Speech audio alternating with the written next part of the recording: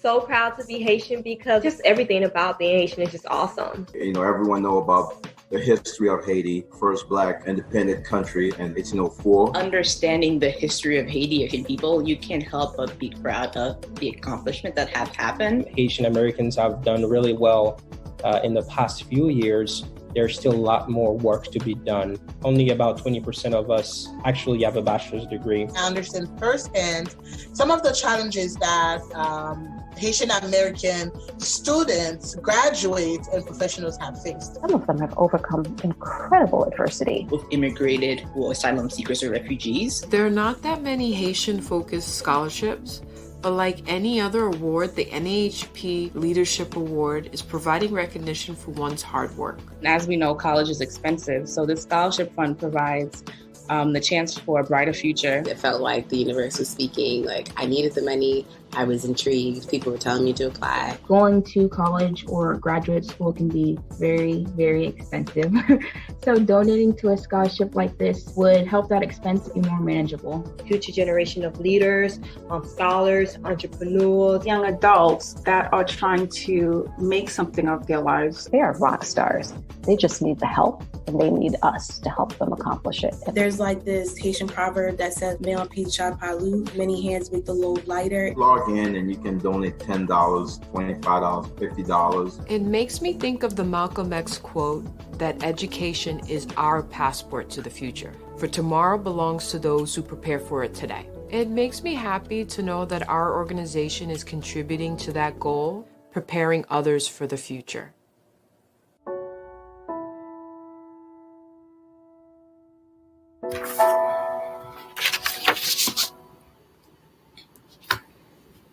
Greetings and welcome to College Planning with the National Alliance for the Advancement of Haitian Professionals. My name is Dr. Ketsia Sadler, and I'm the founder of College Cafe. I'm so delighted to be here with you all in this partnership with the NAAHP to bring you this evening a program on college financial aid and understanding all the ins and outs of it. First, I'd like to thank two of our partners, Chocarella and Book It Right Accountancy, for partnering with us to present to you this program and a series of workshops that started back in April and will be continuing through the rest of the winter. Today, I am very pleased to have two ladies with us who will be giving you all the information that you can possibly tolerate and process with this process. We first have Ms. Stephanie Jean-Pierre, who is the Assistant Director of Financial Aid at the Juilliard School, and she is also on the scholarship committee for the NAAHP. And our second guest this evening is Ms. Christine Peterson, who is the Associate Director of Financial Aid at Hudson County Community College in Jersey City, New Jersey. Juilliard, I should preface by saying, is it the good old borough of Manhattan. Welcome, ladies. Thank you so much for joining us and coming out to share your time with our audience. First, I want to start and have each of you just give us a little brief synopsis on your academic pathway and what brought you to the position that you are in right now. So we'll start with Stephanie first. Thank you. And thank you for having me, Ketsia. So basically for myself, I'm a first generation college student. So I had to navigate the process of financial aid on my own, figuring out how to get the money to pay for college. I went to a 4-year private institution, so it was quite expensive. I borrowed loans. My mom even had to borrow a PLUS loan. So I know firsthand how confusing that process is and how stressful it could be for families and for students. And upon graduation, I decided to continue to contribute to the field of financial aid by working as a financial aid advisor at my alma mater. And ever since then, I've been in the field, and it's been a joy basically giving back to students and helping out families in the same way that I was aided once. Awesome, thank you. And Stephanie, I'm sorry, Christine, please tell us about your academic journey and how you ended up at Hudson County Community. Yes, hi everyone, and welcome to the program today. I too was a first generation college student, and I graduated from St. Peter's University in Jersey City. So I grew up in Hudson County, so it's very close to home, even though I moved out of that area after I got married and had a child and all. But I graduated and I didn't really know what I wanted to do. So I wound up working in the admissions department at a small nursing school in Elizabeth. And so I started out, and like most of us in financial aid, I just kind of fell into it. I was filling in and helping out financial aid too, because we were a small school. And then I left there and I wound up working at a small a technical school, Lincoln Technical School. And we were located on Route 22. And eventually we were bought out. Lincoln bought us out. It was a small school called Engine City Technical Institute, and then Lincoln Tech bought us, and we moved to South Plainfield, and I was the director there of financial aid, about 15 years there. And then they kind of laid me off because they were having a big corporation, and corporate was taking over all of the branches, all of the locations and campuses of Lincoln. So then somehow they were looking for an associate director at Hudson County. So I applied for the position, and I've been there for about 5 years now. So, and actually it was like coming home, because I hadn't gone up to Hudson County in a very long time. And so I wound up here, and it's a great fit. I have a great director actually work with, and a great group of people there, staff members, and also here I am. Well, awesome. Thank you so much, ladies, for sharing how you ended up where you are and how financial aid affected your academics. For me, I remember starting college back in the mid 80s, and I remember applying myself and doing FAFSA on my own, asking my parents for their taxes. My dad had a bachelor's degree at the time. Mom was working on hers. And so I don't really consider myself first generation, but I do consider the financial aid process like first generation, because I really had to do that all on my own. And so fast forward to 25 years when our older son is looking to do college, and it's gotten so much more complicated then, more forms, things like that. And so we found a small program that in Patterson that kind of helped us understand, helped me as a parent understand. And that's how College Cafe was born, me sharing information with families about the process. So thank you again. And somehow NAAHP saw me, and we have this partnership, and I'm very thankful that we're able to share this information with everyone. So let's get down to the nitty gritty of financial aid. So the one major form that I know all the schools you have to have, whether you go to a Lincoln Tech 4-year, 2-year school, is FAFSA. FAFSA has changed in the last 5 or 6 years, where you used to have to apply in January. Now it's moved to October. So it's very opportune that we're doing this now, because in about 3 weeks, students will have the opportunity to start filling out FAFSA. So let's start with you, Christine, talking about FAFSA and the 2-year school. How does, and anything specific that students would need to know in FAFSA and applying to a 2-year school? Okay, well, the FAFSA application is nationwide. It is for all schools, whether it's a public institution, a private institution, a community college, 4-year college, or a technical school, private school. You all start with the FAFSA application. And of course, FAFSA stands for Free Application for Federal Student Aid. And the first letter, F, stands for free. So make sure that when you go to the site, the studentaid.gov site or FAFSA.gov site, you go to that particular site and don't pay any fee for the application. If you find yourself wandering to an area where they're asking you for $25 or $50, make sure you get out of that place, the government site, and start filling out the application with no fee involved. And it has been simplified. There's been a lot of changes, and it will be even more simplified in the 23-24 award year. They're cutting down to a lot of questions, so it will be even more simplified for you. But you complete that application because that's what tells you what you're eligible for. The FAFSA determines your eligibility for how much of a Pell Grant of the grant, and also an SEOG grant, and also determines whether you're eligible for federal work study, which means that you can work on campus. There are many jobs on campus available, and the work study program would help you with that. And it also determines eligibility for state aid.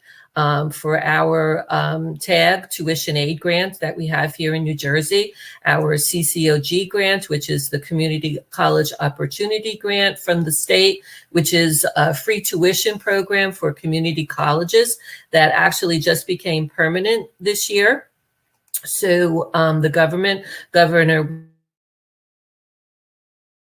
Murphy signed off on that here in New York. So the FAFSA is very important because it determines all of this eligibility for all of these grants. So when you're looking for monies for college, make sure that you look at grants and scholarships first before taking out student loans. And with the free tuition program, or even the cost of college is relatively low at a community college. And if you're unsure what direction you would like to go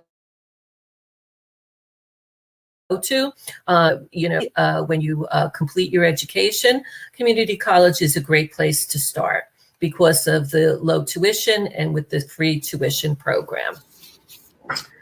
So that's your, also if you're a dreamer, if you don't have citizenship status, there is a New Jersey Dreamers application that you can complete, which would help determine what state aid you're eligible for. So that's an also important piece of it. So that's how you get started. And also you should look at scholarships. At Hudson Community College, we have the Foundation and Government Scholarship there that's given by the college, but there are also many scholarships out there available, and a lot of them go unused because many people don't apply. They don't think they're going to be eligible. But there are also not only our site to go to at Hudson, but there's FindAid or FastWeb or any of the many, many scholarships. And I know on my site, we have the listing of other scholarships that are available. You can go to their sites. If you go to FindAid or just scholarships.com, they help narrow the search for scholarships by putting in information you plan to study or what kind of college you want to go to. It helps narrow the search because there are so many scholarships out there for you. So, so that's how you get started with financial aid. And, just make sure that you fill out the FAFSA to determine your eligibility. Okay. Okay, thank you. So Stephanie, can you give us perspective looking at a private school? How does FAFSA differ at that type of institution? Yeah, I think Christine touched really on everything in regards to FAFSA. Like she mentioned, no matter what school you go to, whether it be a private 4-year or 2-year school or community college, it's still the same process. You have to start with the FAFSA. And something to emphasize is that it is a free application. Over the years, I've met students who would come to our office and say, hey, I paid for my FAFSA. How come you guys didn't receive it? Well, it's because you paid to somewhere. We don't know where your information went. It's not with the federal government. So it's important that when you are completing the FAFSA, that you do it on the government websites. So it's the same process. You start on fafsa.gov. And once you complete that information, it goes directly to the school. We like to encourage students to do the FAFSA as soon as possible, as early as possible, because some schools, they award scholarships and aid on a first come, first served basis. So the earlier and the sooner that you complete your financial aid application, the higher your chances are of getting a really good scholarship based on your need and merit. So it's very important to do that. In regards to scholarships, some schools do require you to do the FAFSA by a certain deadline. So keeping in mind what deadlines, they might differ from school to school. Even if it is a 4-year school or a 2-year school, some schools might have a December deadline. Some schools have a March 1st deadline. So keeping in mind to double check when you are applying to schools that you check what their deadlines are for the aid, because there might be institutional grants and scholarships that you qualify for, but because you applied for your FAFSA a little bit later than that deadline, you might miss out on those kind of institutional aids and grants. So it's important to do that. For outside scholarships, FinAid, like Christine mentioned, it's a really good database system for scholarship searches, scholarships.com. I also recommend students to look at their local organizations if they're part of a religious group, or let's say there's a nonprofit in their local neighborhood that they can reach out to if they have any scholarships.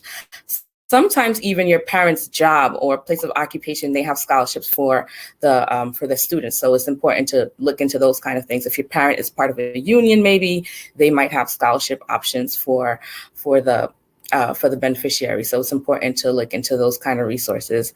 Last but not least, I say always go on Google and just do a Google search. If there's something that's unique to you, there's probably a scholarship out there that you could qualify for left-handed people. If you're tall, like I came across a foundation that's for men and women. If a woman is 5'10" or taller, you qualify to apply for this particular scholarship. So there's a lot of things that are out there. So anything that's unique to you, I recommend going online and just doing a search, and you'll be surprised what you can find out there. So in addition to the federal aid, you can find a ton of outside resources as well to help cover the cost of your tuition and fees. Okay, thank you. So I know being at a private institution, you also use the CSS profile. Can you talk a little bit about that, please? Yes. So the CSS profile is similar to the FAFSA, but it differs in that it asks for a lot more information. So it digs a little bit deeper. So that could be a good thing and a bad thing. But most of these schools that use the CSS profile, they do it so they can gauge the financial situation of the family better, so that they can award need-based and merit-based aid. So if they do have a large scholarship pool, they don't just want to give it to everyone. If it is a need-based scholarship, they want to make sure that they're giving it to their neediest students. So it'll dig a little bit deeper into their assets, into who's in college, how much the tuition is for the other siblings that are in college, dig a little bit deeper into the household size. And if there's any special circumstances, the CSS gives you the ability to talk about that. Whereas the FAFSA, it does not. It's just your tax information. The CSS profile does go a little bit deeper into your assets and other financial circumstances. And that one is not free. Yeah, it is not free. So the first report that you submit is $25 for the first school. For any additional schools that you need to send the report to is $16. So it can add up if you're applying to a bunch of schools. If you do apply to 10 schools or more that require the CSS profile, it does add up. Yes. Absolutely. So I'm going to throw out a question that I know probably a lot of people are having. A lot of times people will say, well, we make too much money, so I'm not even going to fill out FAFSA or the CSS profile. So what would you say to a family who has that opinion? I would tell them to apply anyway. You'll be surprised. Some families think they make too much, but because of their income and household size, they might qualify for something, whether it be, even if it's a small amount of Pell Grant or even a subsidized loan, even though we know we want to stay away from the loans, but you'll be surprised that there might be institutional aid. Even if you're not going to get any federal aid, there might be institutional aid that a student could qualify for. But if they don't complete the FAFSA, then you won't be eligible for those things. Christine, is that the case also at Hudson Community? Yes, it is. We always urge everybody to apply for financial aid because they never know. They always say, oh, my parents need too much money or it's not for me, but it's really for everyone. And that's important to convey to them. So they really should apply, fill out the FAFSA. It doesn't cost anything. It only takes about 20 to 30 minutes, even though people think it would take a lot longer, but it really doesn't. And it's easy, it's free, and see what we could do to help you, because we, really try to help students, and we really try to discourage people, like Stephanie said, to not taking out student loans. And if you're at a community college, there really is a good possibility you wouldn't have to take out any loans at all. And that's a good thing, because we know when they transfer to a four-year college, yes, the tuition goes up and, it's costs a little bit more money. And also the fees that are involved, like for our nursing program or a culinary, lots of extra fees, that's involved there, clinical fees and baking and cooking fees that are involved that do add up after a while.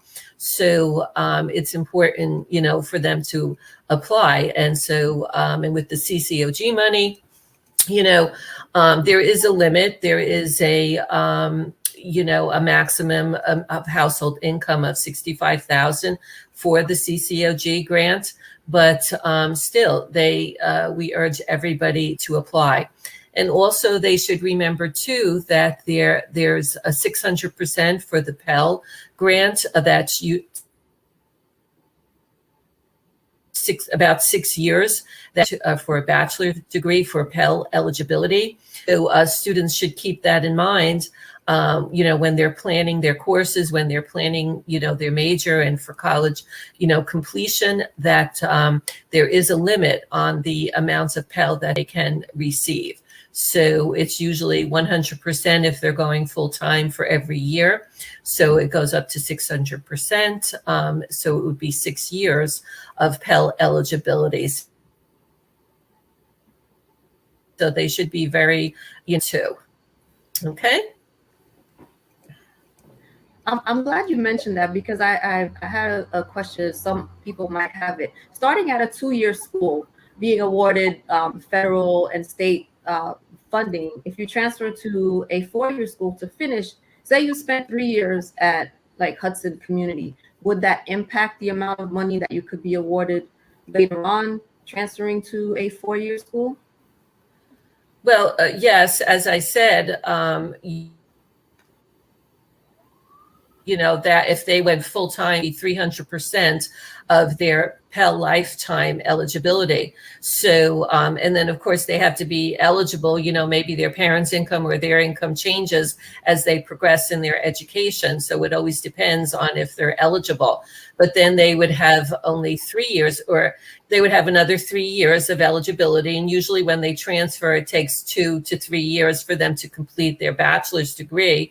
So, and we really try to urge everybody to go to a public and, go and say anything against the private institutions, because they certainly do have a lot to offer. But if they went on to a public institution, like at a community college, we have transfer credits. All of the courses that they've taken, with us will transfer into what we call an upper division program, when they go on for their bachelor's degree. So to make sure that what they're taking with us, is not wasted, that, it will go transfer into a 4-year college. Liaisons, contracts with the public and private institutions to make sure that they are, using their federal aid, and state aid wisely, and also the courses that they're taking are, credited properly and all. So that's another, advantage too, and to make sure that they're taking full advantage of the community college experience. Okay, thank you. So we talked about FAFSA, CSS Profile. Are there any forms that students may have to fill out to get financial aid specifically from the schools? Stephanie, does Juilliard have any additional forms sometimes that students would have to fill out? No, there wouldn't be any additional forms, but I am familiar with some schools who might ask for a supplemental application for any kind of institutional aid that they might offer. But we do not have anything else other than the FAFSA and the CSS Profile. Okay, same thing. Christine? We don't have any to fill out, but they may have to if they're selected for verification. Well, this year is really good because for the 21-22 year, verification has been suspended except for the V4, what we call, or the identity and statement of educational purpose that they still have to verify. But all other documents are basically waived. But, that may not extend, until the next year and years to come. So sometimes we might documents such as their tax return or a verification of household. or for even though selective service is going to be suspended on the federal application, the state aid is still asking for males to register for selective service. So they have to verify that, or they might have to verify their citizenship, permanent residency, or U.S. citizenship. So those are some other documents that we might be asking them to complete. Funds can be dispersed until their file is complete with all documents. And I'd like to add, for New York State aid, there is an additional application for New York residents who attend a New York State school. They might qualify for the grant and scholarship aid that New York State offers. And for that, there is an additional application. It's the New York State TAP application. And currently, New York has an Excelsior scholarship program in which they pay the full tuition and fees if you attend a SUNY or a CUNY, with the stipulation that you have to continue to reside in New York for that same amount of years that you went to school here. But those programs, they are an additional application, but that's only if you're a New York State resident attending a New York State school.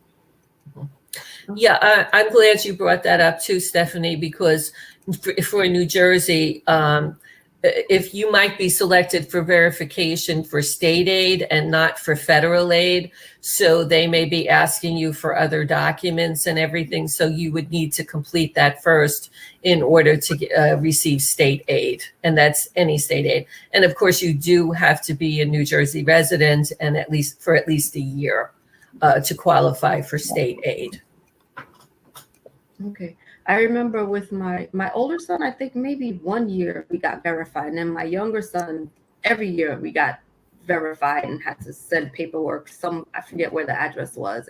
And his school also had a supplemental application for business that, if parents had, or if you had a farm or something like that. I mean, they really got into the nitty gritty. But it was a good thing because I remember I think his junior year, he ended up getting awarded an additional $1,000 in scholarships, which was very helpful.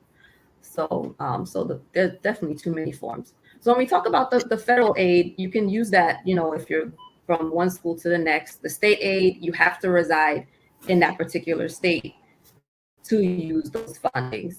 And then the school-based aid, obviously, you have to go to that particular school. So I think sometimes students won't really do their homework, and they'll say, I got awarded this much money, and sometimes think that they might be able to take those funds to a different school, not realizing the differences with the different aid that you're awarded. So I think that's one point that they forget about. Anything else you want to talk about with differences between federal, state, and school-based aid? Either one of you can. I think also too, the amount of credits that you're enrolled in determines how much money you receive. I mean, for the federal grants, you can be enrolled for at least 3 credits or 6 credits or 12 credits, but the amount of money that you will receive is different, okay? It depends on the amount of credits that you're enrolled. And for any of the state grants, you have to be enrolled for at least 6 credits to be eligible for any of the tuition aid grant or your CCOG grant, the free tuition grant. You have to be enrolled in at least 6 credits. Okay. Since we've mentioned loans a little bit, a lot of times parents are afraid of giving their children their tax information because they'll say, oh my gosh, I don't want to have loans in my name. So can you talk on a little bit and kind of explain how the loan part works out for the parents who are hesitant to get involved and give up their social and tax information, please? So normally students, when they receive their financial aid package, they are awarded loans on their own, which could be a subsidized loan and an unsubsidized loan, or depending on what their expected family contribution, they might just be eligible for an unsubsidized loan. If between their grants, scholarships, and those loans that's in the student's name, if it doesn't fully cover their cost of tuition and fees and expenses, then they might then start considering a Parent Plus loan. And that's when the parents get involved. And I know a lot of parents are concerned about that because since the students completed the FAFSA and the information is there, they're afraid that the student can just go ahead and go and apply for the PLUS loan under their name.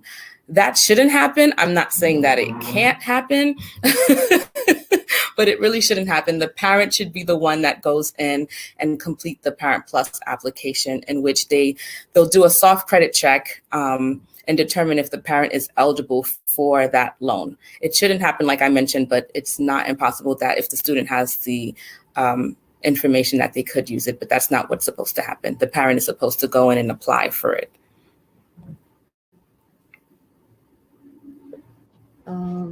Yeah, and the student loans, the student is eligible for a subsidized and an unsubsidized loan just by filing the FAFSA application, but the parent has to apply for the PLUS loan.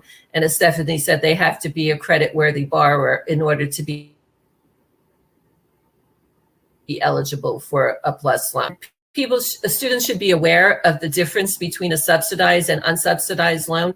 A subsidized loan, the federal government pays the interest on that while the student is in school.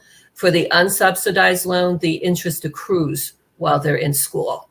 So that's why, as Stephanie mentioned, if you're recommending that students take out loans, try to just stick with the subsidized loans because that interest can really grow while they're in school. Absolutely. Like I said, that's why College Cafe was born, so that parents can understand the process and not have to take out those Parent Plus loans. Too often I meet parents in April and they're like, I have to take out $20,000 next year for school. And it's crazy to do that the first year when there's 3 more years of undergrad and then oh yeah, my child wants to go on to med school or law school or whatever. So that's way too much money to start taking out already. So I want to shift gears a little bit and talk about independent versus dependent students. Are you seeing that a lot? And yes, no, or what is the difference? How do you even qualify to become independent, if that's even possible? So Stephanie, you can. Hello? Oh, I didn't hear if you finished.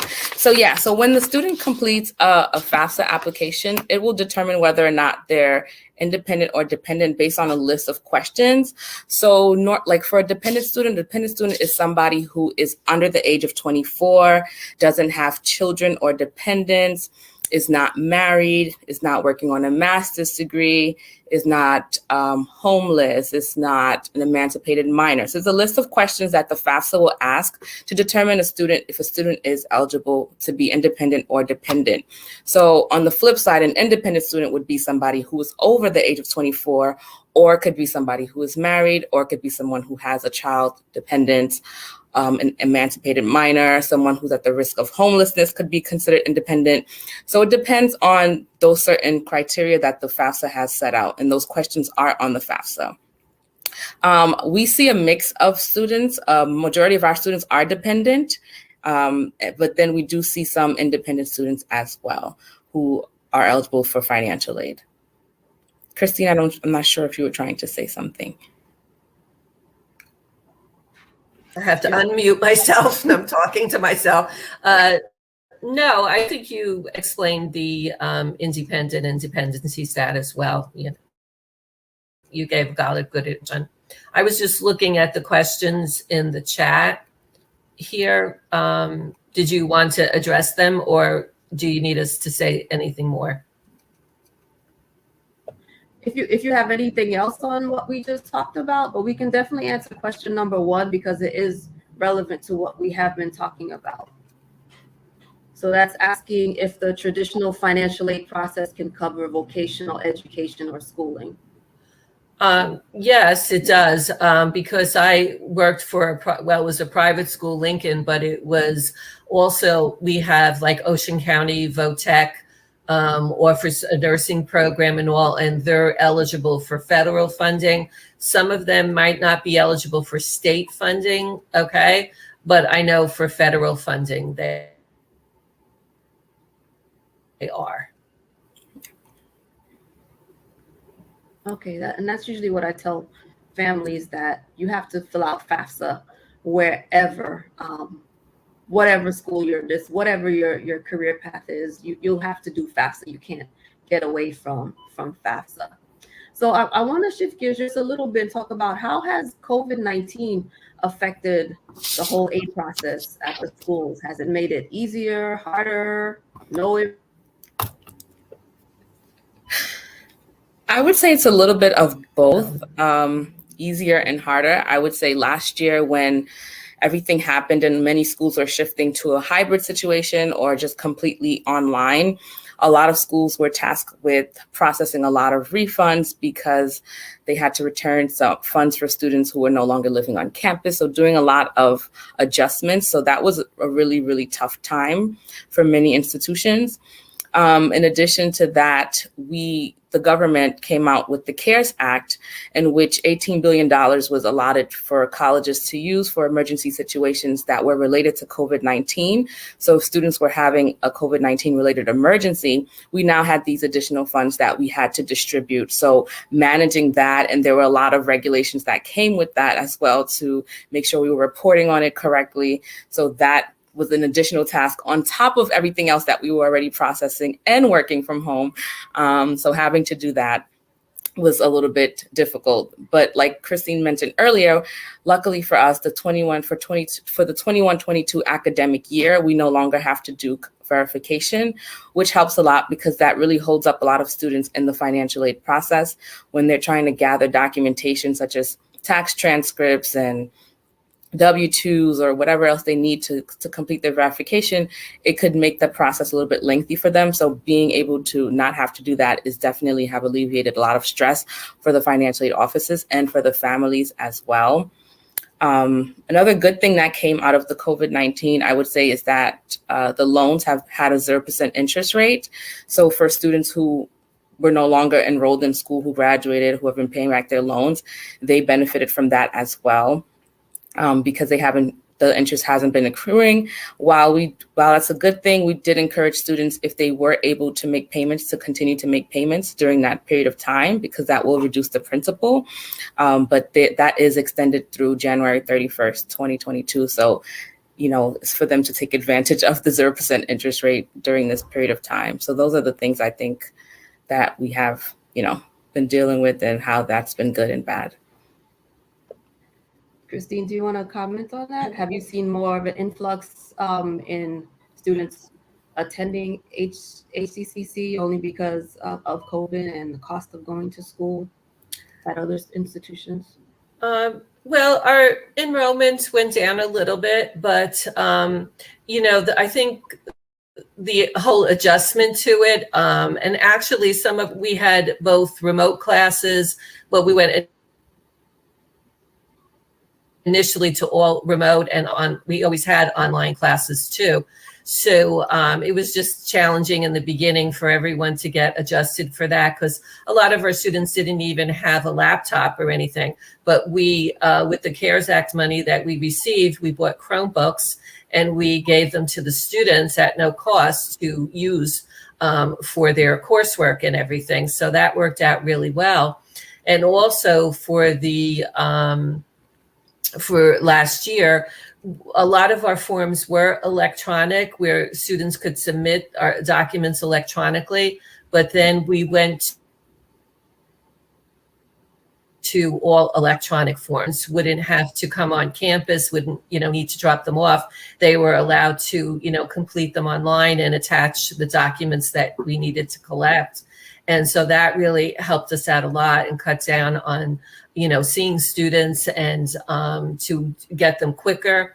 We went to not just emailing students, but also text messaging helped out a lot too. So our methods of communication, increased that way. So so that we can complete verification last year and everything and get students the funds. And then we also, with the CARES Act funds, that helped out students a lot. They did have to apply, but we received, thousands and thousands of, applications, so that we were able to award, the students CARES Act money. And that helped out a lot.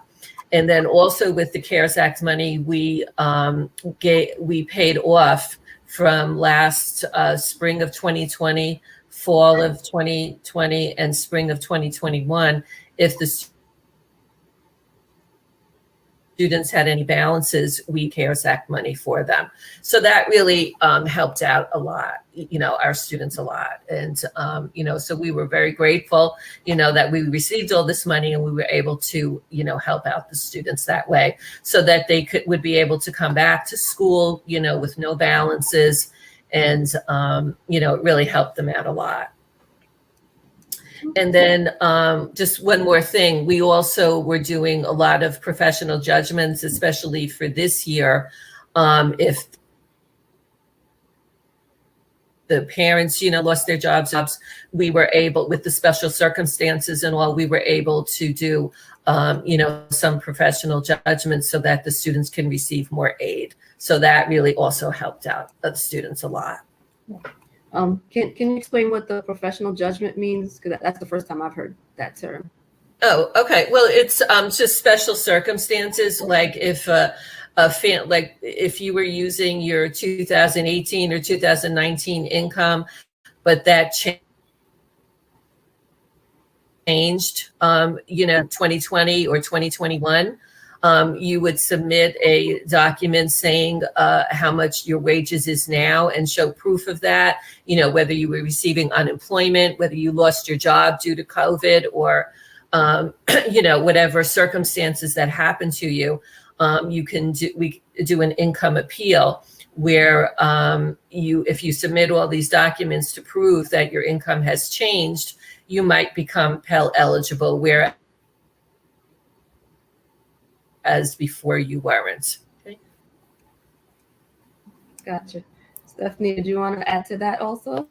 Well, I was gonna agree with that, and I was going to mention the professional judgment as well. But first, we did see a decline in our enrollment, being that we are performing arts in school.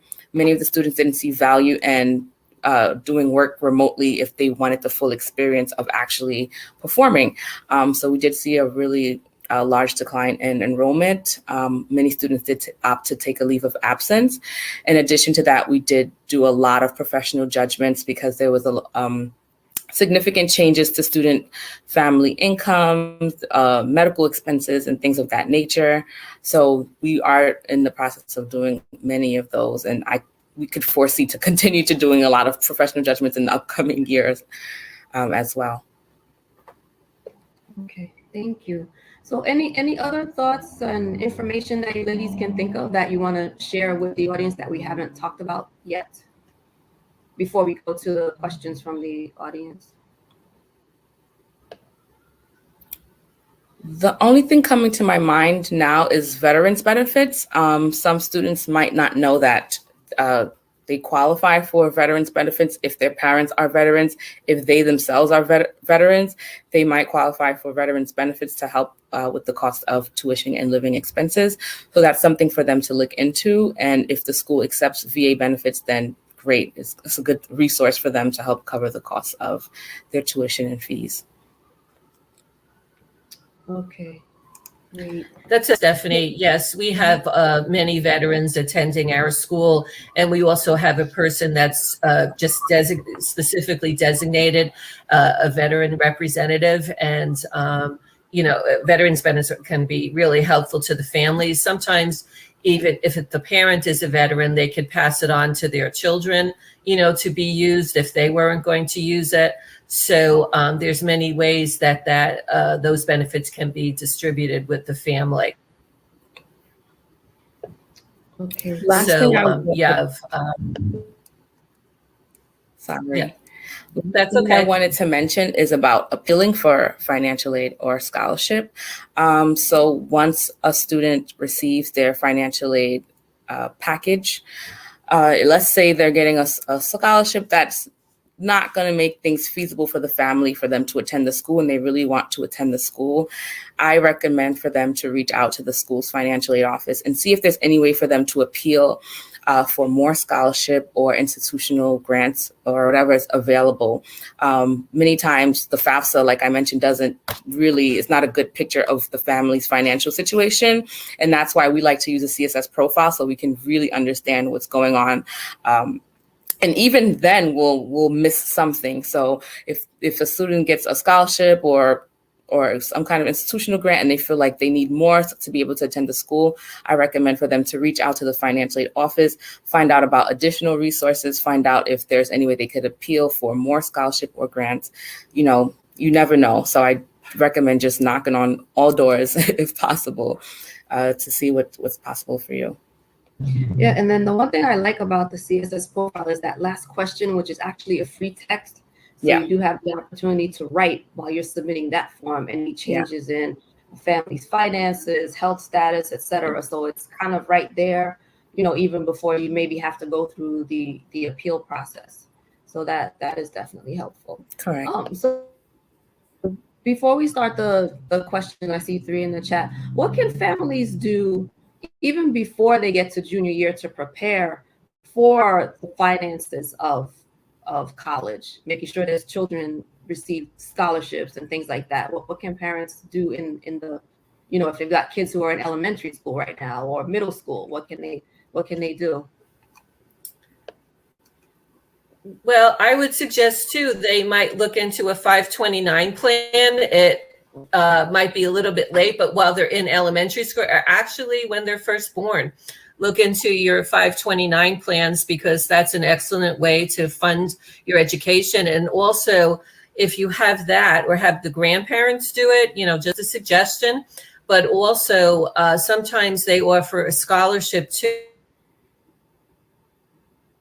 If you open to 522, that's another way to fund the child's education. And also, don't be afraid of the FAFSA. I've heard a lot of people just say, oh, you know, I'm afraid to fill it out or afraid to give this information. It's just a form, you know, and it's a very simplified form. And if it's going to help, you know, get money for your child, just fill it out. We don't share any information with any other government agency like immigration,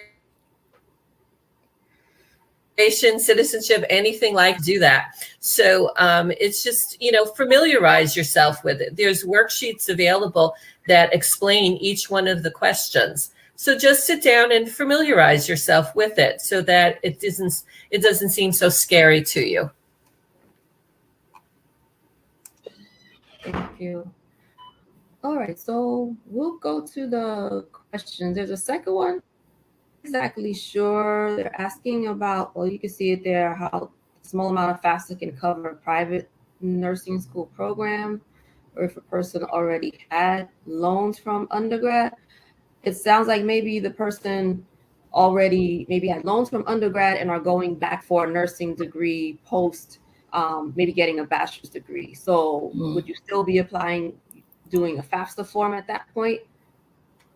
Yes, you would. To qualify for any sort of financial aid, you have to start at the FAFSA, no matter what. Even if the person has a previous undergraduate degree, like they mentioned here, if that's the case, it's possible then that they won't have any Pell eligibility if they maxed it out already. But if they only use 4 years of it, they might have 2 additional years of Pell if they qualify. So they have to start at the FAFSA. The first part of the question, how the small amount of FAFSA can cover for a private nursing school program, it might not. I guess they're asking like, how could the aid from the FAFSA cover for a nursing school program? So it's possible that between the Pell and grants that it might not cover the full tuition, and then you might have to consider the loans at that point. And as always, look into outside scholarships and outside grants. Apply for anything that you can find out there that is free, that you don't have to repay. Okay, thank you. Okay, there's another question asking about divorced parents and reporting income. How do we do that on FAFSA and CSS Profile?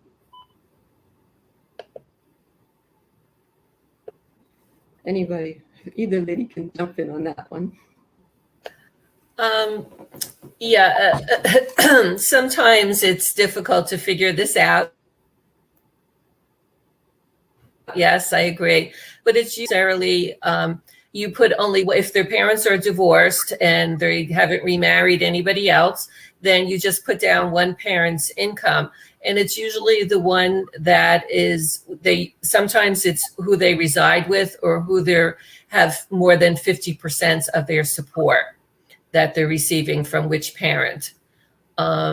That's usually the way it goes. But there's so many scenarios there. It's really best, what I suggest is to speak to a aid representative from the school that they're planning to attend and explain their situation, and then they would be able to give guidance.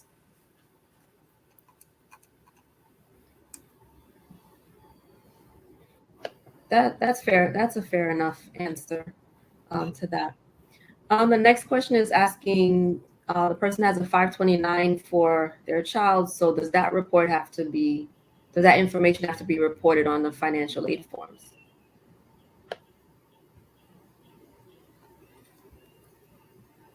No, I don't believe so. Christine, could you confirm? Yeah, I was going to say it doesn't go under the student's income.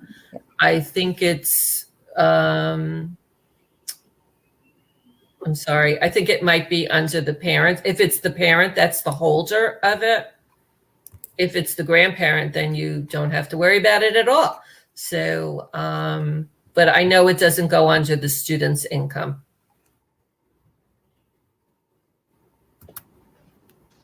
Okay. Okay, so you've mentioned, having the 529s for children. So is that better than putting money away in the bank? Children sometimes have the UGMA accounts. So is that definitely better than having it just sitting in the bank? So it looks like you have like $20,000, sitting in the bank to go to college. So how does that work? So you're saying, is it better to have a 529 plan versus having the money in the bank? Mm-hmm. Yes. I think the 529 plan is better because that's what it's intended for. And there are a lot of benefits that that you can get from having the 529 plan rather than having the money just sitting in the bank. I haven't worked too much with the 529 plan, so I don't want to speak too much on it. But from just the little bit of experience I have working with them, I think they're much better than just having the money in the bank. Okay, thank you.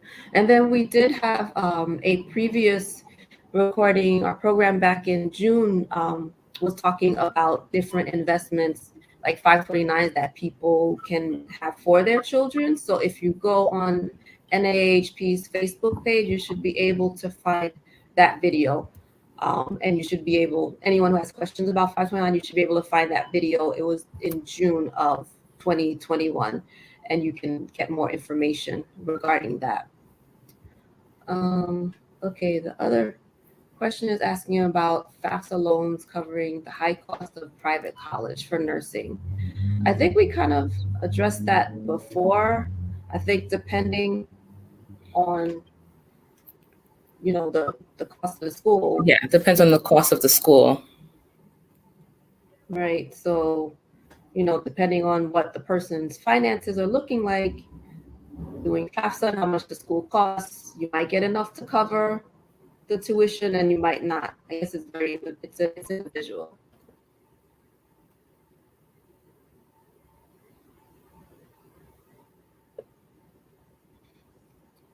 Okay, do you ladies have any other questions you can, or information, advice you can have for to give to our audience on this process? Don't miss the deadlines and apply early as possible. And, even if you think you don't qualify, apply anyway, because like I mentioned, there might be other things that the institution offers that you could qualify for. And if you don't have the application on file, then they can't consider you for that. So apply early, apply anyway. Yeah, take advantage. Yeah, and sometimes the state has certain deadlines that are different than the college that you're attending deadlines. So because the state has very specific ones, I know in New Jersey it does, And even for when you can apply for the FAFSA and everything, they have a deadline for that. So it's important, as Stephanie said, to pay attention to those who want to miss out on any funding. Oh, absolutely. I remember when my older son was applying to college, so he went through college from 2009 to 2013. I remember always stressing, in February, wanting to get the taxes done early because back then, FAFSA, you couldn't file it until January 1st. And then with the younger son who went to college from 2013 to 2017, I think halfway they switched it to October 1st. So it was a little less stressful, but I always made sure that I got the forms in on time early because we needed funding. So and I also I filled out the forms as well because it was so much more complicated because I felt that I as a parent was going to have to pay while they're off at school studying and doing whatever, even though bills came in their name. Dad and I were the ones paying for it. So I made sure that all that stuff was in on time so that I didn't have to deal with Parent Plus or whatever. So thankfully we were able to get decent packages for the boys. And like I said, with College Cafe, our goal is helping families learn about the whole process and how to make college affordable for you. So we'll put our emails are going to be up on the screen a little bit if anyone has any other questions later on. My email is there. If anyone wants to join the mailing list, you'll be made aware of the programs that we're doing with NAAHP, any scholarships that become available. Scholarships are year round. I think sometimes families they think that there's only a certain time of year, like from, during application time or January to June, but year round from January 1st to December 31st, there is always an application available. What I've noticed is that some of the local organizations like the sororities and fraternities, usually January to March is their application period and they're awarding them towards April or May. But then, like I said, other organizations all year, your churches, the Rotary clubs, you name it, every local organization has something. So definitely take advantage of those. And I believe in a little bit, we should probably see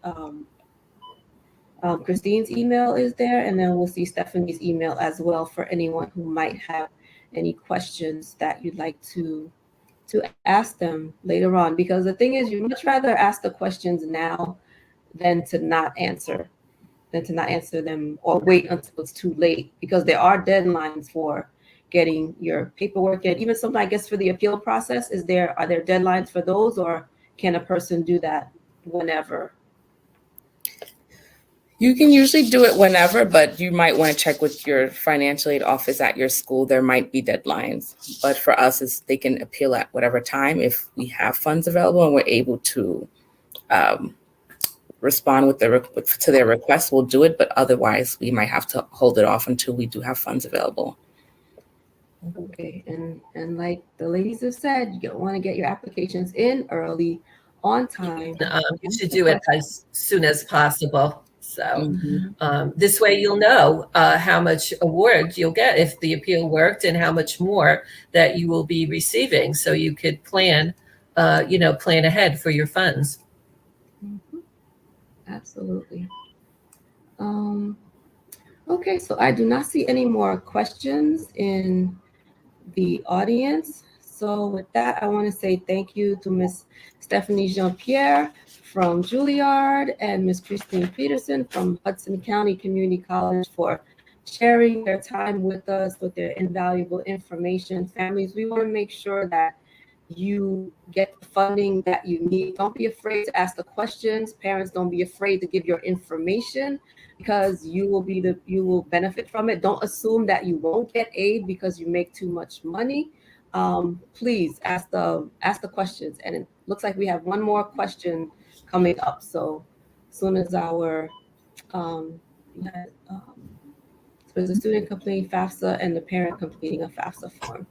Ladies, can you comment on how the filing process works, completing process? Well, the student is completing, whoever is the student is completing the FAFSA. If the student is dependent, then they need the parent's information, and it all goes on one form, okay? The same thing with the parent. If it's the parent that's going to school and not the student, then the parent completes their own form, okay? Now, relating to that also, even prior to actually filling out FAFSA, you do have to create your own FSA ID, and the parents also have to have their own ID as well, which is almost like an electronic signature.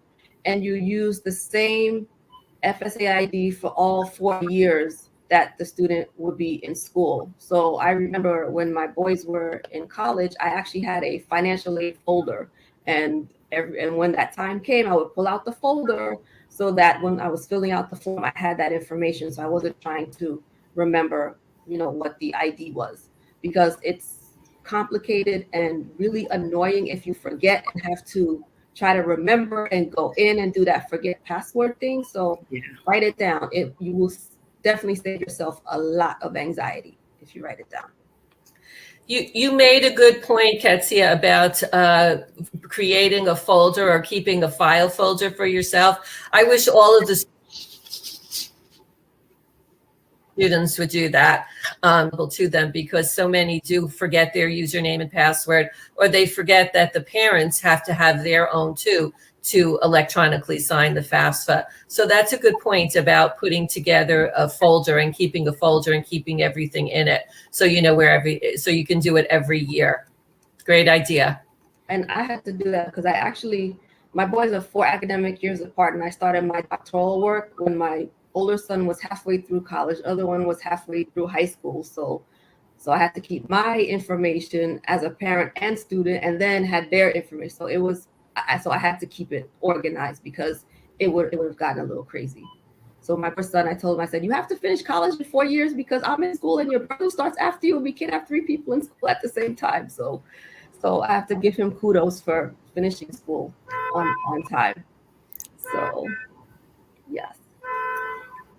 So, okay, so I guess we have no more questions. So I want to say thank you again to you ladies for coming and giving this information that is invaluable to the audience. Thank you to the NAAHP for sponsoring us, and to Book It Right Accountancy and Shokalela for being our partners in this project. So thank you again to everyone for coming, and we hope you have a great night, and please stay in touch so we can keep you in the loop with everything important about college planning. Thank you so much, and take care. Okay, thank you. Yeah, it's a pleasure to be here. Thank you. Pleasure. Thank you, ladies. Bye. Bye. Hi, my name is Tara Jean. I'm a senior at Florida State University, majoring in editing, writing, and media. I'd like to give a huge thank you to the scholarship committee members of the National Alliance for the Advancement of Haitian Professionals for granting me the Haitian American Leadership Award Scholarship. There's really no words that I could use to describe how much it means to me to be able to have this financial aid so that I could pursue my goals for the 2021-2022 academic school year. Again, thank you so much, and I truly appreciate it.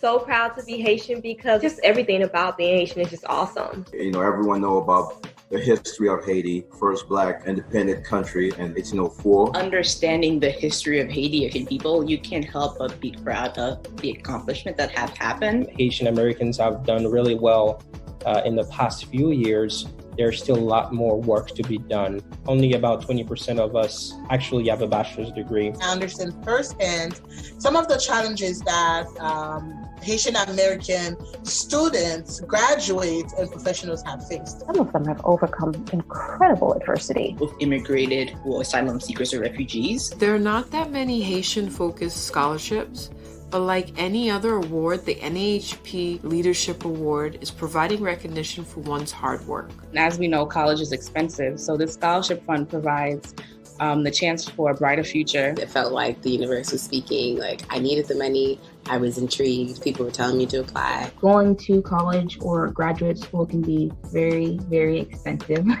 So donating to a scholarship like this would help that expense be more manageable. Future generation of leaders, scholars, entrepreneurs, young adults that are trying to make something of their lives. They are rock stars. They just need the help, and they need us to help them accomplish it. There's like this Haitian proverb that says, "Mais en pile chat palu," many hands make the load lighter. Log in and you can donate $10, $25, $50. It makes me think of the Malcolm X quote that education is our passport to the future, for tomorrow belongs to those who prepare for it today. It makes me happy to know that our organization is contributing to that goal, preparing others for the future.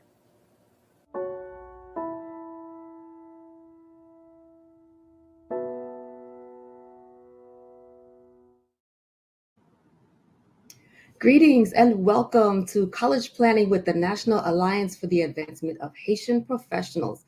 My name is Dr. Ketsia Sadler, and I'm the founder of College Cafe.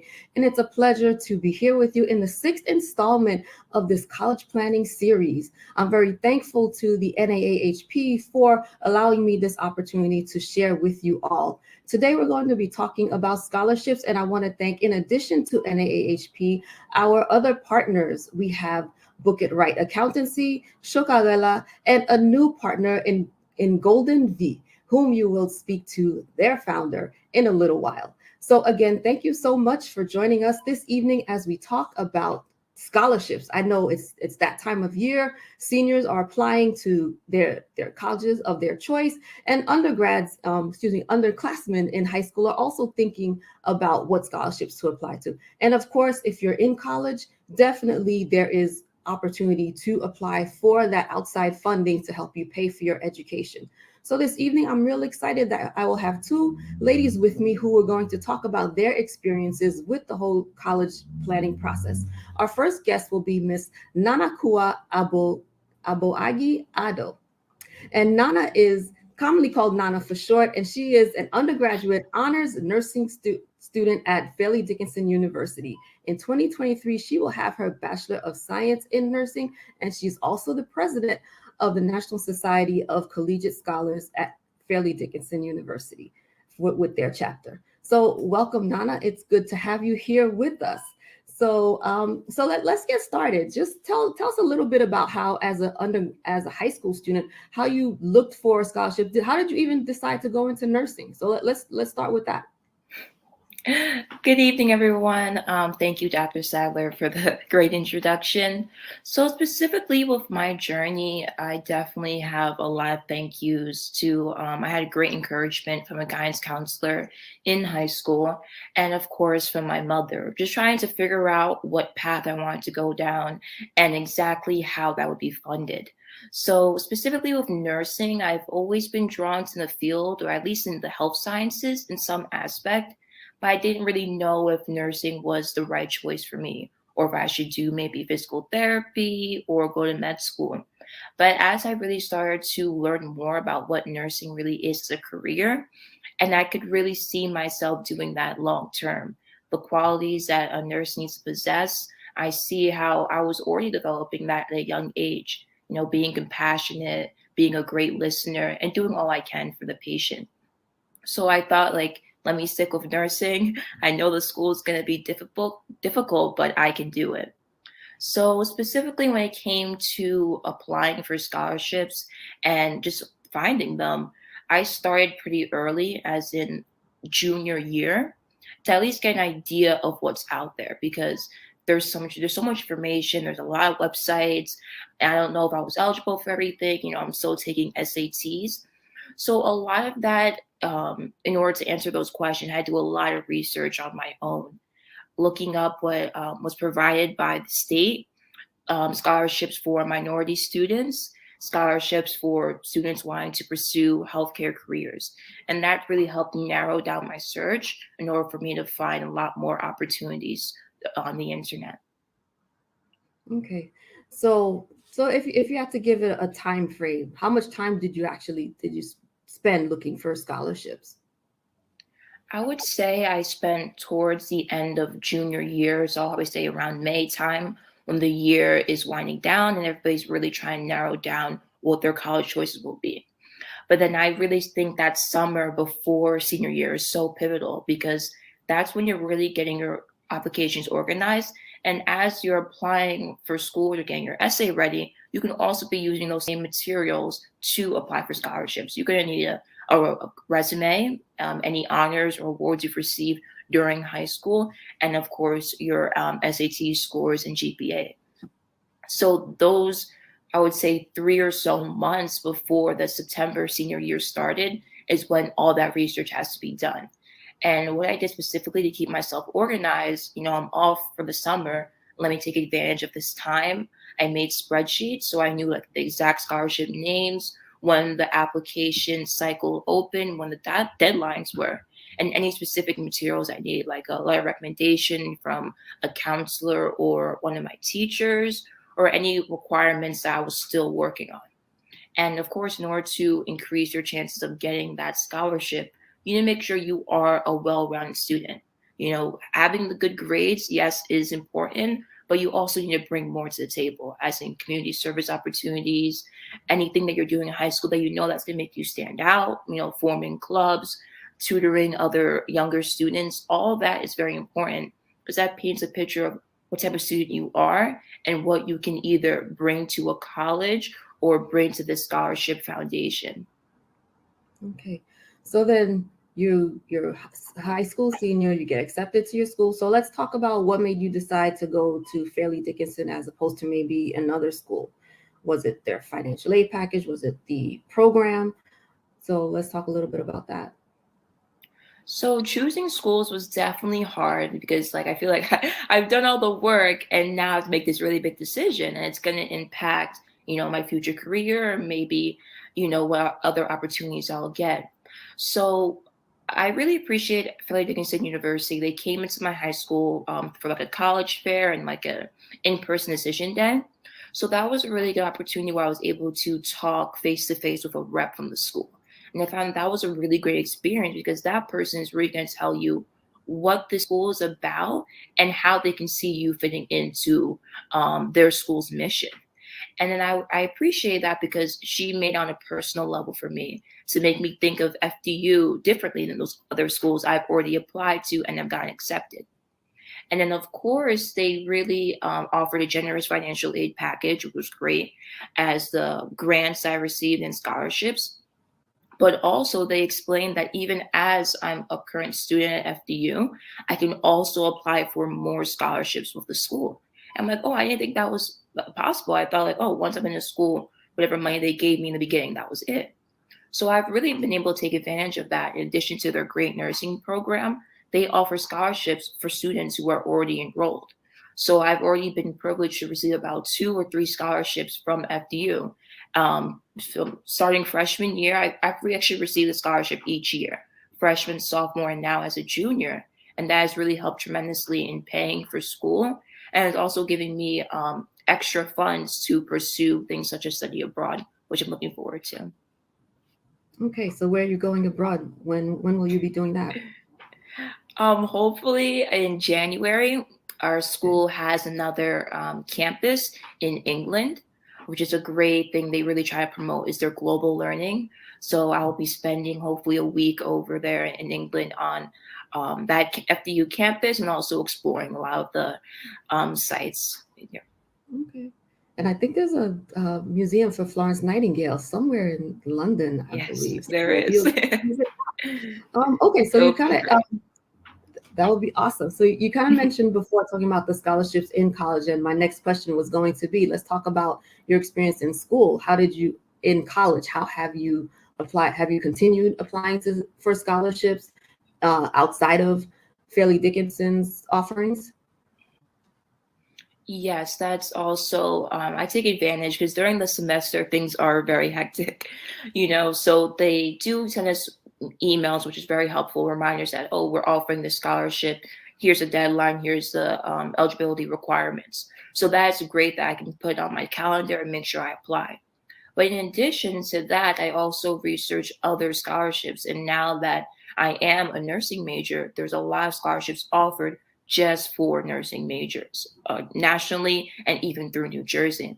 So again, I take the opportunities with my time off semester, like during the winter session or the summer break or even weekends, to take the time and look at what other scholarships I am eligible for.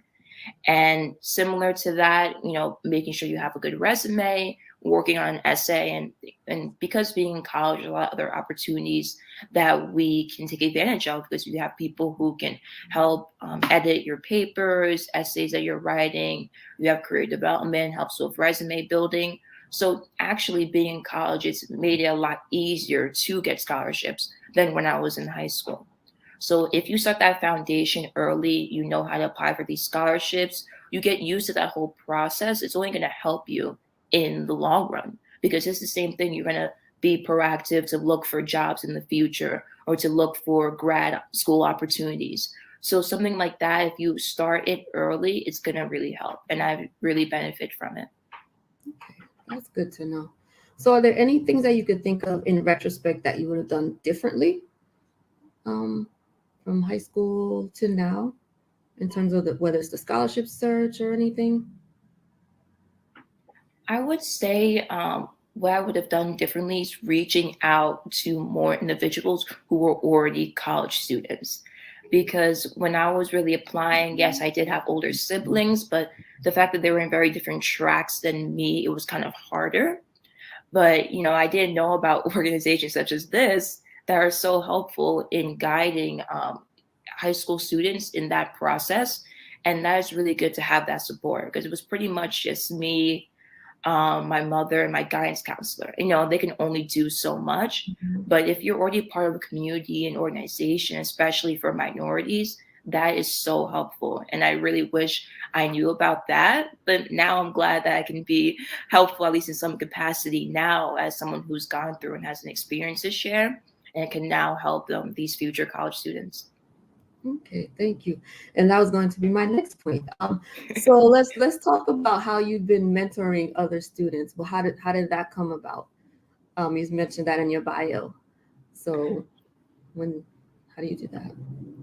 So I've really seen that any family friends I have, since my mother is also a nurse, she has a very long contact list, so fellow nurses who have children or nephews or grandchildren who are also in high school and trying to figure out and navigate this whole transition to college life. She has generously told people, oh, my daughter, she has done very good and she can definitely help your family member in this time. And I'm happy to. I think that, my knowledge should definitely be used by others. And I really love helping people.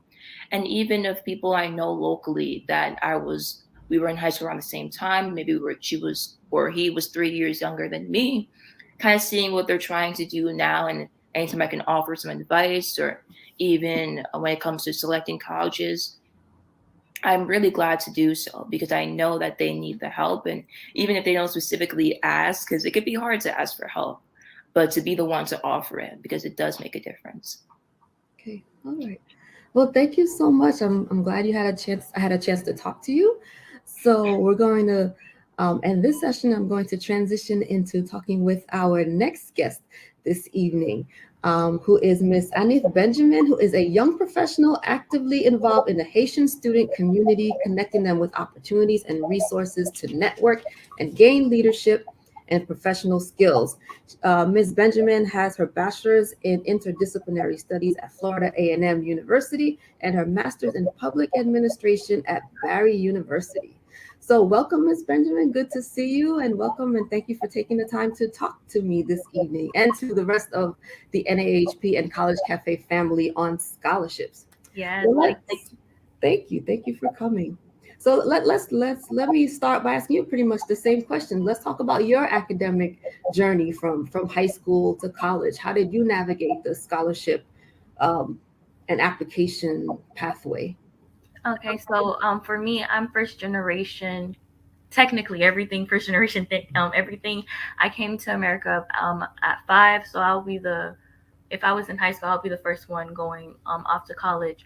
So it was hard being, first generation to even have the idea to go to college. But luckily, in my high school, we had a program called Johnson Scholars, and in the 10th grade, they came and the teacher advised us to apply for this program. So as first generation, I didn't know what it was. I didn't know how much it could help me in my future. So by applying for this program, I was able to, go off to college. Mind you, I went to college, didn't know what the program exactly was. I went off. Come to find out, I'm a Johnson Scholar, so that means my tuition is paid fully. And when I graduated and attended grad school, my tuition was paid partly because it was a private school. So that was something good to know. And then also the way my high school was during senior year, every month they will have like a green list, and that green list is a list of scholarships, and you pick it up in the front office and then you apply for this different scholarships. So that's what I did as well my senior year in high school. So it's basically just my school provided a lot of resources for me to be able to apply for scholarships. I know some high schools are not like that, but luckily for me, that was the case. That's really good to know, because that is a struggle for a lot of students. The information is there, but sometimes if you don't go into the guidance counselor's office, they're not looking for you to give you that information. So you were unique, and that was a to be able to help you out. Right. And so you transition into college, and tuition is free. I know your parents must have been happy to hear that. Yes, it was free. I didn't even understand. I promise you, I went to college with just the mindset that I'm just gonna go and it's gonna work out. And fortunately for me, it did work out. And then when I was at FAMU, we did have situations where like Nana mentioned, that we did get scholarships funded from the school, or we did get grants from the school. I know every summer we got a grant and things like that. And I know that's a concern for most students. I know I had peers that didn't go off to college because they felt like they wouldn't be able to afford it. I thought the same way, but I was just a risk taker. I was just like, it's gonna happen, I need to go. But yeah, I have peers that didn't go off to college because they didn't. No, we don't really have information about. We just feel like we just need scholarships. We don't have information about the grants. We don't have information about financial aid like that. So yeah, that's one thing I want to mention, that schools do give out school scholarships or grants to students who are academically succeeding in the school, or just if they have the funding available. Right. So how did you decide to pick your major? When it came to my major for undergrad. I was struggling. So that's why I decided to do interdisciplinary studies, because I didn't know what I wanted to do. When I graduated in 2016, I got to work at the it's a nonprofit organization that I work at now. The Early Learning Coalition of Palm Beach County, we provide resources to low-income families. We provide, different opportunities for parents. And when I was in that agency for working and things like that, I loved it. And that's when I decided to get my master's in public administration. For me in undergrad, it was kind of a struggle. I changed my major like 3 times, but there's hope. Even if you're struggling in undergrad, obviously there's hope, and it's not too late to change your career path or whatever the case may be. So yeah, I've been working at the Early Learning Coalition since after I graduated. So I was like 22, and I'm 28 now. Well, I'm not 28 yet. I'm 27, turning 28, but it's been a while. So obviously I love what I do. So yeah. Okay. So looking back, going from high school to college, anything you would have done differently? Going from high school to college, there's a lot of things that I would have done differently, and that's why I started my nonprofit, the nonprofit that I have now. when I was in high school, I did not have the resources, the information, the connections to have a very successful college, career. Even though I made it out, even though I did what I had to do, I did struggle. So to make sure that students like myself don't go through what I went through, I made a nonprofit for that. So I do visit schools, I talk to students, we have workshops specifically. I try to target students who are in ESOL to make sure that, I'm pretty sure a lot of schools, they don't really target the ESOL students and things like that. And I know so many of my peers that are ESOL students that went off to college. They really try to make ESOL students go to, community college and not give them opportunity to say, oh yes, you can go to your 4-year university college. But anyways, I try to go back to, students who come from where I came from and provide them, the steps and things like that. Since I already went through, I made my mistakes. So yeah, there's a lot of things I would have done differently. But that's why I started Golden V Inc. Okay. So you mentioned the term ESOL student. Is that a Florida term? Because I'm from New Jersey. So you might want to explain that for us non-Floridians. Okay, yes. So ESOL is, I guess, for students who do not, I forgot the abbreviation, what it means exactly, but it's students whose English is their secondary language. Gotcha. Yeah, so a lot of the times ESOL students do not get the same, students who English is their second language don't get the same opportunities and resources because they're not really pushing going to college to those students. They're really pushing for them to graduate, and that's it. So I really try to have my college readiness workshops targeted to them. Okay. Yes, and I can relate to that being Haitian as well. Sometimes, families, especially if, you're, like you said, first generation, sometimes the parents are not sure how to guide the children as well. And so the kids who are smart, who could probably get free rides at some of the best universities in the country, don't know how to navigate the process. And yes, they're kind of geared towards certain careers or certain schools as opposed to going to other ones. So thank you for starting Golden V down in Florida. No problem. Okay, so I want to thank you for chatting with me. So we're going to bring back Nana, and we're going to have a little round table so we can share with the audience and let them know, things that are going on. So what other sources could you suggest to the people in the audience who are listening to us of where else they can look for scholarships? Any other places that you would say are definitely a place that would offer scholarships for school? I want to mention, like I said, for me, what really helped me was my school. So if you don't see anything, if your teachers don't talk about it, go to the office, go to your guidance counselor, and ask if there's any list of scholarships that they provide. That's the first step. Now, if your school does not provide that, you can also go on websites like FastWeb. And you can make your own account, and they will send you notifications each month for different deadlines that they have. And also, I know a lot of people, the kids, they're on social media, and there are social media accounts that focus on providing, scholarships that are coming up. So, example, there's my nonprofit organization. So you can follow us at Golden V Inc. And we provide, we'll post about scholarships that are coming up.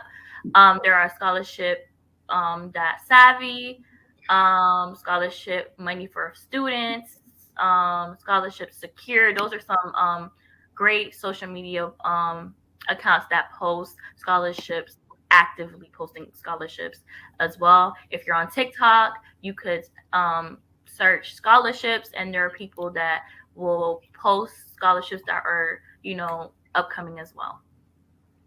Okay. So Nana, you had mentioned it before about you started applying as a junior. Did you as well, Anis? Did you start in your junior year of high school? I started technically my 10th grade year because I was a Johnston Scholar, but actively applying for scholarship, I didn't start until my senior year. But like Nana said, I would advise students to start that summer because the earlier the better. You'll get a head start and things like that, and you won't be as stressed. Okay, all right. And so let's pivot also, since you've been to graduate school, and I know yours was partially paid through being a Johnson Scholar. So how did you make up the difference in tuition? Okay, so one semester I had to go out of pocket, and then some of the semesters I had to take out loans. I know when I was in undergrad, I was really concerned about grad school because like the same thing with like being a first generation student for going to undergrad, they don't really provide you a lot of information on how to fund your grad school. There's not, there's really not that many scholarships, offered to grad students, and not really that you can't, just apply for financial aid and get grants and things like that. The only thing that you may get offered is scholarships and loans. So I had my scholarship, and I had, sometimes I'll pay out of pocket, and then sometimes I'll take out a loan. But what students don't know is that there are scholarships targeted to grad school students as well that will pay for the full thing. You just have to actively look early on, because like I stated, some people don't know. So just look early, and then you might be able to be funded. Okay. So you're thinking pretty much looking at the school, like sometimes the schools themselves may have scholarships or fellowships that they'll offer for those particular majors for those students. So any other strategies that you ladies can think of that students may want to put in the back of their mind as far as gating scholarships, any pitfalls they should avoid so that they don't miss out on funding? I would also like to mention it's very important to also, when you're picking a school, is to really see what type of special program they can offer you aside from your major. Because when I chose for Dickinson University, they encouraged me to also apply to a secondary program called the Honors Academy. That program allowed me to receive additional scholarship money and also gave me more opportunities to be involved in campus life and also career advancement that just a regular nursing program didn't offer. So something like that, as was mentioned, the Johnson Scholars, that is also a great way in high school that you can start that and then also be involved on the college level. There was also a specific program called NJ Stars, which I was eligible for. If you're in the top, I think 15% of your high school graduating class, you do have the opportunity to go to community college for free and also have a partial scholarship for the school you transfer into to receive your bachelor's degree. So really researching for anything that will make you stand out in addition to already enrolling in college, but what that school offers you that you can really benefit from.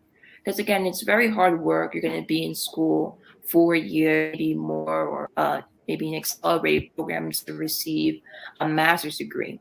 So you do have to make the best use of your time and to really do the research, because it does count and it's really worth it. And I also wanted to mention just a few scholarship websites that are helpful is unigo.com and also scholarships.com. And with scholarships.com, they have a section just for African American students. They have sections for STEM, healthcare. That is also really good because, again, it narrows down your search if you want to apply for major specific scholarships. And it's also going to be less students for than general scholarship. Yes, and I also want to say that something that really helped, I know we mentioned it earlier, but start researching and applying early, and also start making connections with your teachers and your guidance counselor for letter of recommendations. Have someone proofread your essays. Have a second eye, look at your application. I know for me, it was a struggle because, I don't have a parent that could just, read my essay. So I really had to connect with my teachers to do that. And another thing is being that I do provide a scholarship as well through my nonprofit. The committee, we read essays and we could tell your essay was copied or you used this essay multiple times. So definitely, if you have a template, use a template, but make it specific for that scholarship because we could tell that this wasn't written for our scholarship. And I'm doing my other workshops, and I said, yes, sometimes you can reuse the same basic scholarship essay, but again, you have to proofread. You can't start talking about, my experience horseback riding when it's talking about scuba diving. You can't do that. Not going to work, they can tell. Now, a couple other things too that students may not realize in applying for scholarships, sometimes and not always, you have to fill out Fafsa every year. When whether you're an undergrad or a graduate. If you're at a private university that requires the CSS profile, you may have to fill that form out as well. Right. So those basic applications don't stop just because you're applying to scholarships. You still have to continue filling out those forms. That's always going to be a given. So any other strategies you can think of that our audience would need to know? I don't know if I mentioned it because, we're talking and stuff, but I know a lot of scholarships. Well, the thing with scholarships is people feel like you have to have like a certain GPA, the GPA of a 3.0 and higher, but there are scholarships where it's not based off of GPA. There are scholarships where your GPA could be a 2.0 or 2.5. So definitely don't feel discouraged because you don't have that specific scholarship to go out and look for scholarships. So yeah, that's what I just wanted to mention. I don't think if I mentioned it before. Definitely try to, there's scholarships for everything. There's scholarships for being left-handed, scholarships for being Black, Haitian. There's not that many scholarships for being Haitian, but there are a few out there. I do have a list of scholarships that are targeted to Haitian students. Whenever you guys, have time towards the end, I could say it and maybe they could post it as well. Okay, thank you so much. Yes, so we definitely know you got to fill out the applications. And yes, that is another thing that students forget is that, or don't think about, is that you might be the only person applying for a scholarship looking for 3.0s.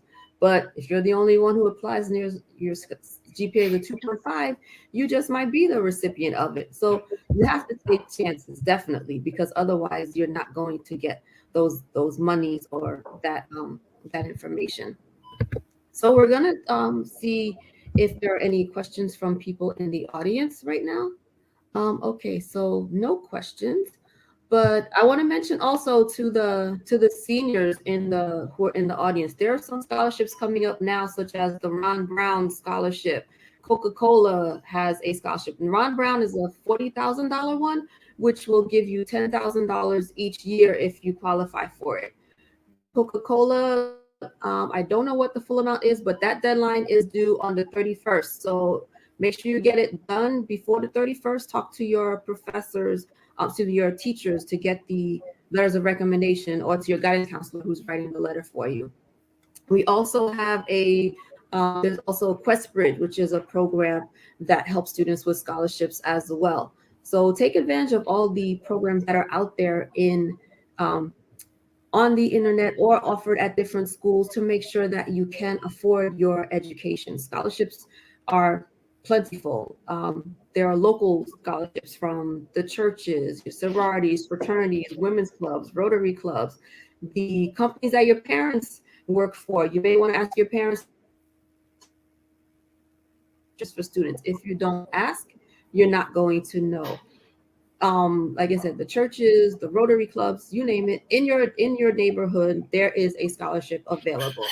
And so for some of them, the monies are what we call renewable, which means that it's not just for a high school senior. Once you get into college, the next 2 or 3 years, as long as you maintain that GPA, or there may not be a GPA minimum, but the fact that you finish school that year and submit your grades makes you eligible to get additional funding from that scholarship.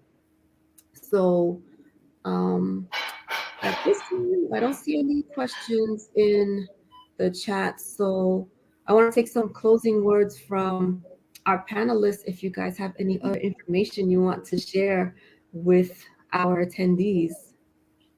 I just want to say that on top of scholarships that you can apply for, there are programs that you can apply for to be able to be admitted in the school. For example, one is the Florida State University CARE program, and what that is a program that fully pays for your tuition, and they pay for more things as well. And there are other schools that do things similar. They get admitted during the summertime, and it's like they are part of the CARE program until they graduate. So there are things like that, and those are things I didn't know in high school. I just knew about it because I, went off to college, that there are programs in the school that, you might be interested in that could help you with your tuition. Okay, awesome. Thank you. Nana, you have any other information you want to share with us?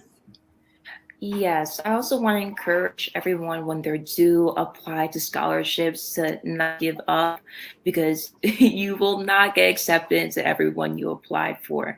And I remember when I started, the first 2 scholarships I applied for, I didn't get. And I kind of thought it was the end of the world. But it's not. You have to keep going and keep applying. And you will find out that, certain strategies to use for the first time didn't really work the best for you. Or maybe you should work on fine-tuning your essays. So certain things you're going to learn that experience, and it's going to help you be a stronger applicant in the future. So you just keep up the work and you'll see results. I also want to mention too, certain high schools you did not, guidance counselors don't really provide too many scholarships for you, or you don't know how to go about finding them. One strategy I did use is looking up just scholarships that apply to my county. And then also I was able to find other high schools in my area that had scholarship lists just on their school's website. So even though my school didn't have it, that list that was compiled by the other school district was very helpful to me, because now I saw that other scholarships I could apply for that I didn't know about before. That's definitely a good piece of advice, because I follow different college planning organizations to get information, and I'll go from the high school in the district where I work and other high schools as well. The more information you have, the better opportunities, the more opportunities to get the funding. And like you said, don't get discouraged. You won't get everything, but you'll get something. And 500 here, 1,000 here, 1,500 there, they add up to help to decrease the amount coming out of your pocket and or decrease the amount in loans that are coming out. For the high school seniors, some things to keep in mind as once you start getting your acceptances in the spring, sometimes depending on the school, if certain outside scholarship checks are written to you, then that may help your family's out-of-pocket amount to decrease. If certain scholarships are sent to the school after a certain what may happen is they'll decrease the amount in loans that you have to take out, which is great. But then at a certain point, some schools will start to decrease the amount of grants that you get if you're getting too many. So not to discourage you, but it's always good to go out there and get the scholarships, because you want your out-of-pocket to be as low as possible. Okay, so on that note, again, I want to say thank you to Miss Nana and to Miss Anif for coming out and talking to us about scholarships. I hope you all in the audience got some gems and information. There were lots of links in the chat. So for the high school seniors and the juniors, you have a lot of work to keep you busy. We suggest an hour a week, an hour a day. If you have free time, even if you're binge watching a show when you should be doing your schoolwork, you should be on the computer doing scholarship applications.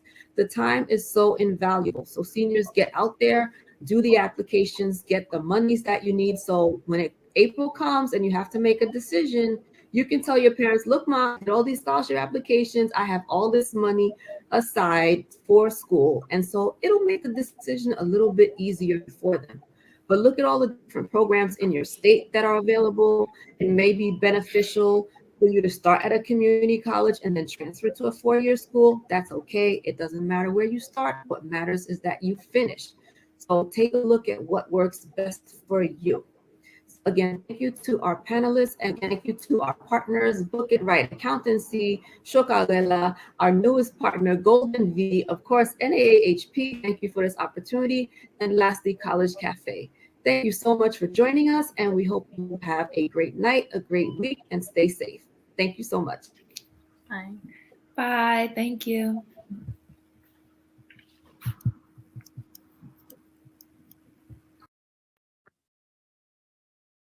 Good morning. My name is Tarik Lewis.